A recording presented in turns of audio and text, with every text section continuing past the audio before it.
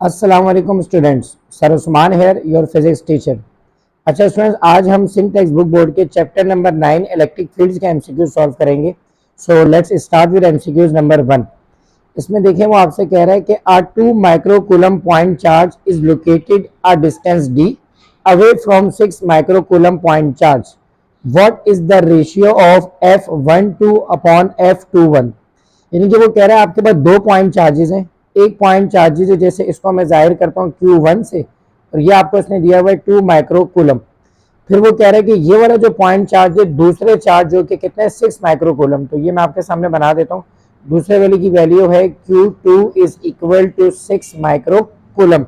ये दोनों चार्ज जो है वो डिस्टेंस d पर मौजूद है, तो मैंने इनके दरमियान ये जो डिस्टेंस है इसको किससे जाहिर कर दिया, d से। अब आप ये बताएं कि इनके रेशियो की वैल्यू, कौन से रेशियो की वैल्यू, फोर्स के रेशियो की वैल्यू क्या होगी। फोर्स के रेशियो से मुराद स्टूडेंट ये है कि जैसे अगर आप देखें, ये पहला वाला जो चार्ज है ये इसके ऊपर फोर्स लगा रहा है, ये वाला चार्ज इस पर फोर्स लगा रहा है। अगर जो इस पर फोर्स लगा रहा है, सपोज करें मैं यहाँ से इसको जाहिर करता हूँ F12 से, यानी कि force by charge 1 on charge 2।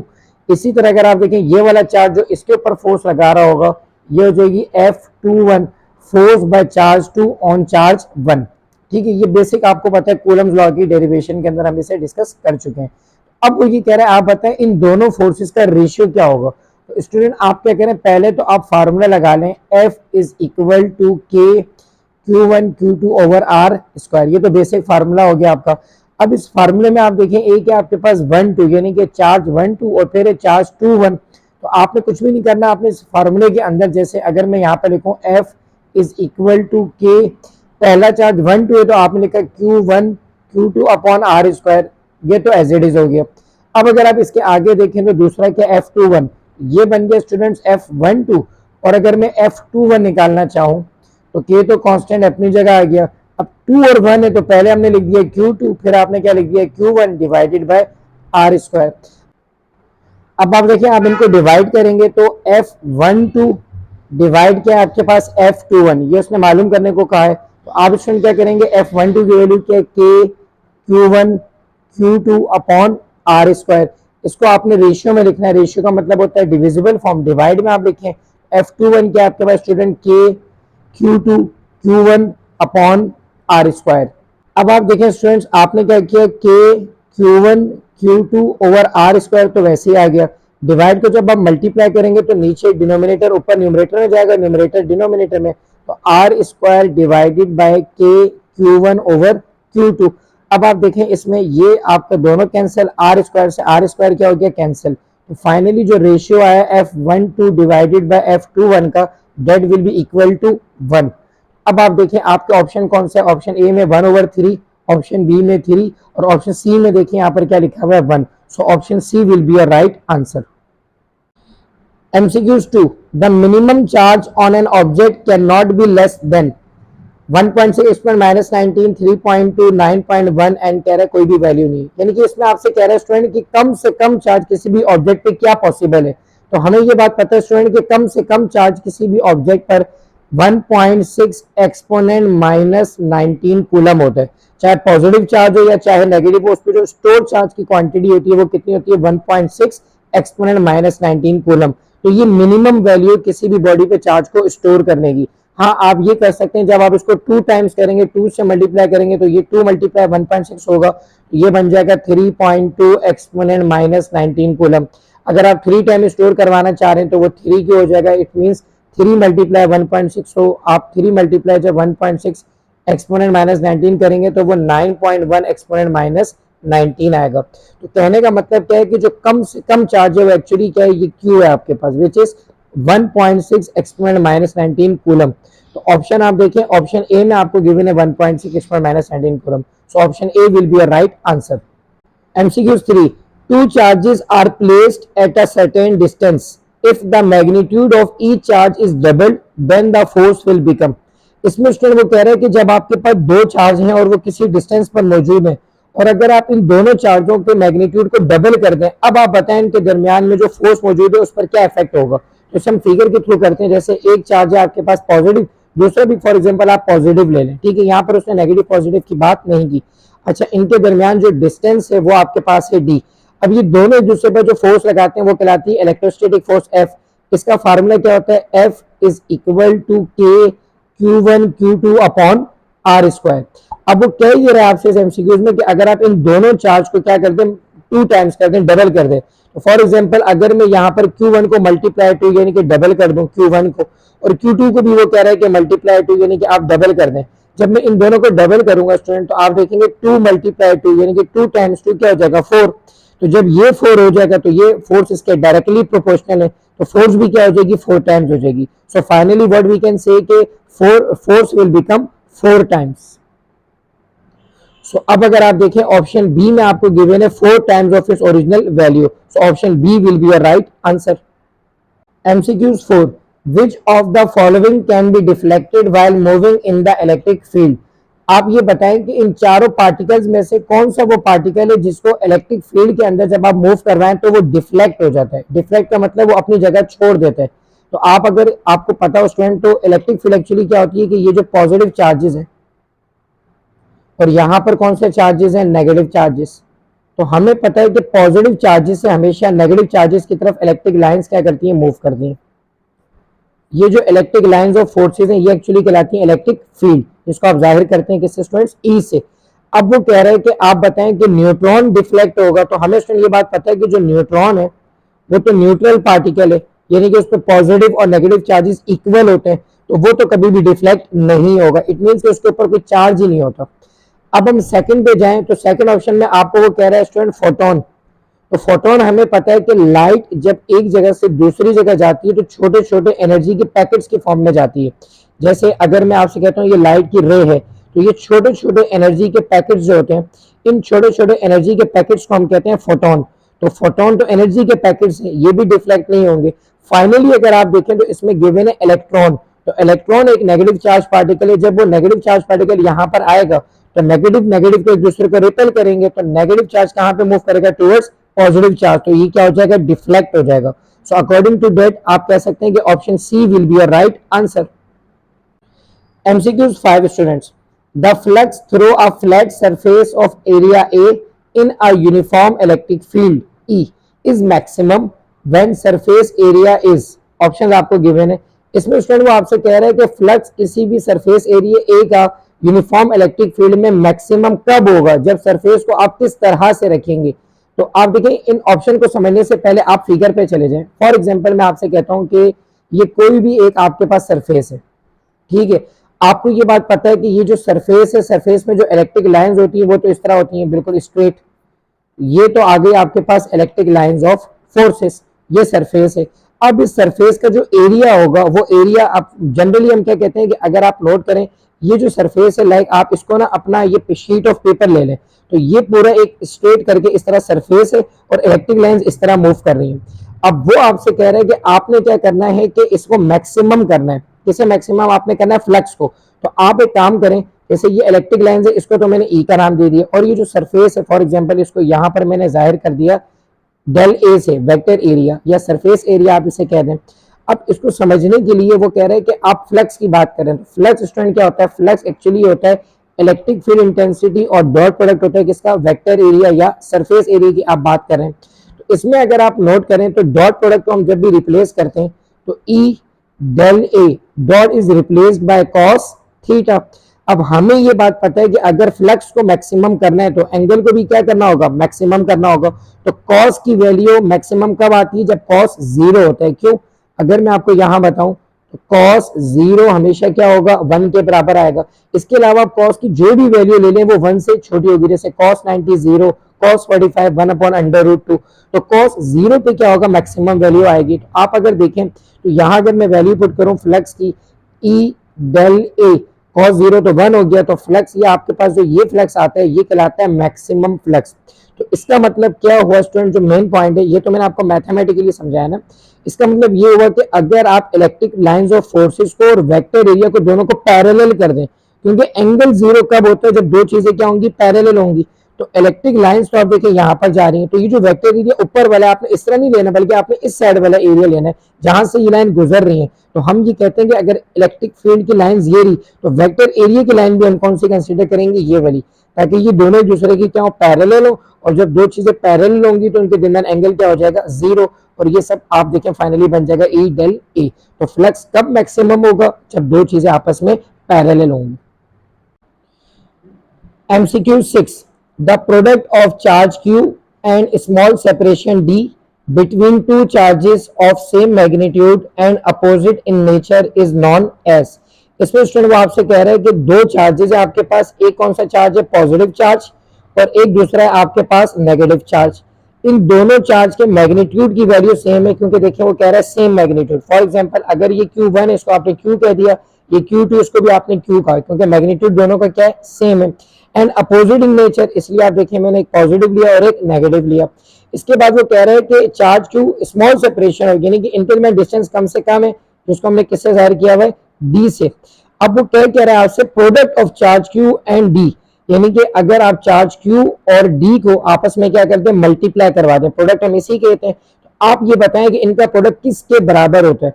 तो अगर आप इन दोनों की बात करें तो इक्वल टू, इनका प्रोडक्ट किसके बराबर है। तो देखिए पहले तो आपको मैथमेटिकली याद होना चाहिए कि चार्ज और डिस्टेंस का प्रोडक्ट बराबर होता है इलेक्ट्रिक डायपोल मोमेंट के, यानी कि ऑप्शन सी आपका करेक्ट आंसर होगा।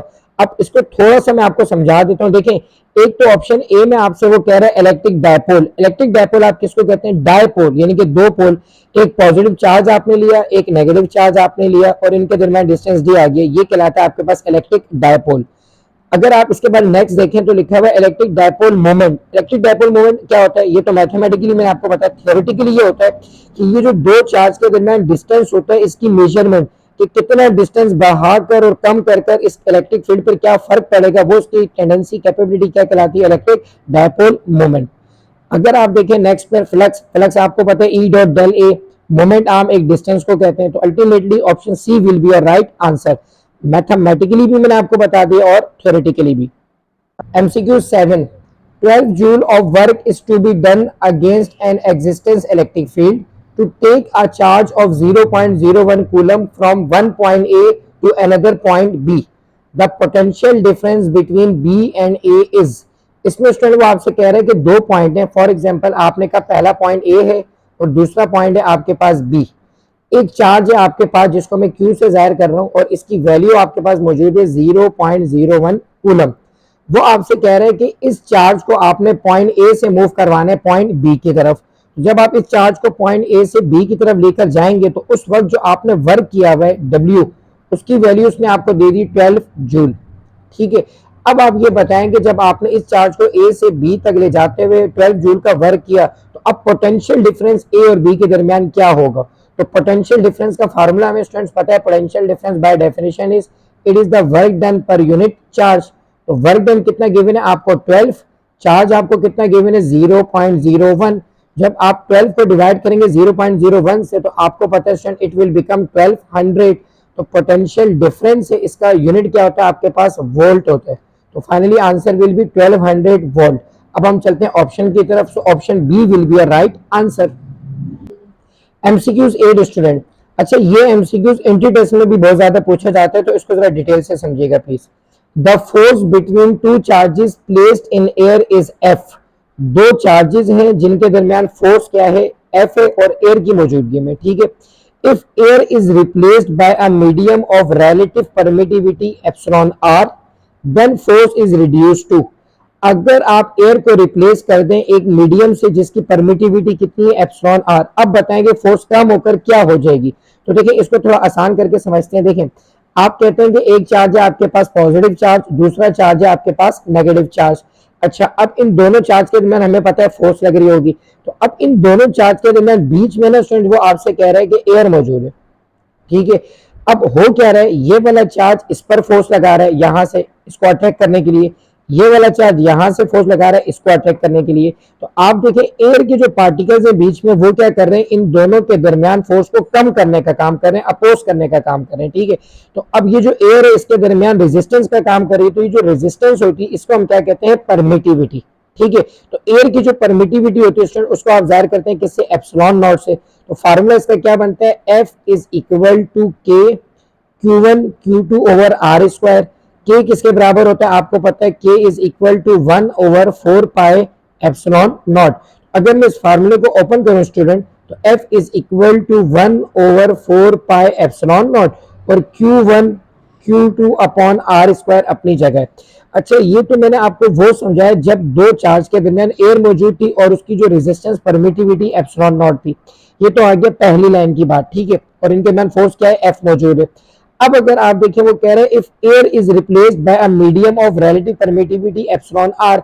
अब आपने उसको रिप्लेस कर दिया। अब हम क्या करेंगे, अगेन मैं इस फिगर को यहाँ पर आपको बना के दिखाता हूँ। एक पॉजिटिव चार्ज और ये आपके पास आ गया नेगेटिव चार्ज। ये इसके ऊपर फोर्स लगा रहा है, ये यहाँ फोर्स लगा रहा है। अब पहले क्या था, सिर्फ एयर मौजूद थी। अब वो कह रहे हैं एयर तो अभी भी यहाँ पे एयर के पार्टिकल्स तो अभी भी मौजूद हैं, लेकिन एयर के साथ साथ कोई एक और मीडियम मौजूद है। लाइक आप कह सकते हैं कोई भी वुड रखा हुआ है, कोई और रिलेटिव परमिटिविटी मूड मौजूद है। एयर के अलावा कुछ और भी मौजूद है। फॉर एग्जांपल मैं यहाँ पे शो करा देता हूँ इस तरह से। तो वो कह रहे हैं उसकी जो परमिटिविटी है वो एक्चुअली क्या है आपके पास, एप्सिलॉन आर, और एयर की क्या थी, एप्सिलॉन नॉट, ठीक है। तो अब होगा क्या, जो पहले सिर्फ एयर थी तो फोर्स मैंने क्या लिया था, एफ।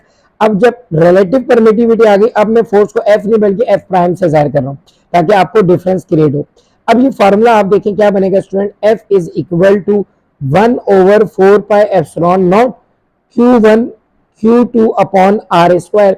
ये फार्मूला तो तब है जब सिर्फ एयर हो, लेकिन यहाँ पर तो एयर के साथ रिलेटिव परमिटिविटी भी है। तो आप, अच्छा फोर्स क्या है, एफ प्राइम है, तो आपने एप्सिलॉन नॉट के साथ स्टूडेंट क्या लगा दिया, एप्सिलॉन आर लगा दिया, ठीक है। ये डिफरेंस आ गया इन दोनों के दरमियान। अच्छा, अब अगर आप देखें एफ प्राइम वैसे ही आ गया स्टूडेंट, एज इट इज आपने कॉपी किया। 1/4 pi epsilon naught Q1 Q2 upon R square. यहां से आप देखें वो किसके बराबर था, एफ के। तो इस पूरे की जगह में क्या लिख सकता हूं, एफ लिख सकता हूं। 1/4 pi epsilon naught Q1 Q2 upon R square की जगह, ठीक है। और यहाँ पे अगर आप देखें डिवाइड में आपके पास क्या बच गया, एप्सिलॉन आर बच गया। तो फाइनली आप देखें जो फोर्स है आपकी एक्चुअल फोर्स रिड्यूस होकर क्या हो रही है, एफ प्राइम। रिड्यूस क्यों कह रहे हैं, क्योंकि डिवाइड में आ रही है। तो आपका ऑप्शन देखिए इसमें क्या बन रहा है, एफ अपॉन एप्सिलॉन आर। तो A and B, yes, option B में आप देखें F upon epsilon R. So option B will be a right answer. MCQs 9 students, the negative gradient of potential is. अब देखिए पोटेंशियल का negative gradient, देखिए याद रखिएगा ग्रेडियंट वैसे मैथमेटिकली आप कहते हैं स्लोप को। अगर आप किसी भी चीज के y एक्सिस वाली वैल्यू को डिवाइड कर देंगे ना x से, तो वो कहलाता है ग्रेडियंट स्लोप, ठीक है। लेकिन यहाँ तो हम फिजिक्स के रिस्पेक्ट से अगर हम बात करें तो याद रखिएगा जब भी आप ग्रेडियंट का वर्ड इस्तेमाल करें ना, इसका मतलब होता है आप उस चीज को डिवाइड कर दें डिस्टेंस के पैरामीटर के साथ। जैसे यहाँ वो किसका कह रहा है, पोटेंशियल का ग्रेडियंट। तो पोटेंशियल को आप इसमें किससे जाहिर करते हैं, डेल वी से। तो पोटेंशियल का ग्रेडियंट निकालना है तो इसका मतलब आप पोटेंशियल को डिवाइड करेंगे किससे, डिस्टेंस से। डिवाइड का मतलब होता है कि आप उस चीज को डिस्टेंस के लिहाज से चेक करना चाह रहे हैं कि क्या इफेक्ट पड़ रहा है, ठीक है।